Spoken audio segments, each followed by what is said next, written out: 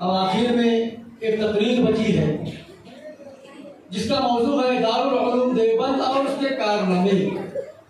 इस तकरीर को पेश करने के लिए मैं मौलाना शहादत की एक तालिबा महरीन फातिमा को आवाज दे रहा हूँ, तशरीफ लाए और दारुल उलूम देवबंद और उसके कारनामे इस मौजू पर अपनी तकरीर पेश करें। इसके बाद एक रात है और जैसा अपने इख्तिताम पजीर हुआ, उसके बाद हजरत हमारे खुसूसी हजरत मौलाना बाकी का मुख्तसरन बयान और आपके लिए यहाँ पर ताम का रस्म किया गया है।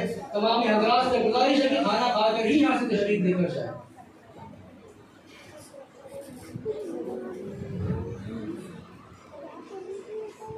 अस्सलामु अलैकुम व रहमतुल्लाहि व बरकातुहू। अल्हम्दुलिल्लाहि रब्बिल आलमीन वस्सलातु वस्सलामु अला सय्यिदिल मुरसलीन।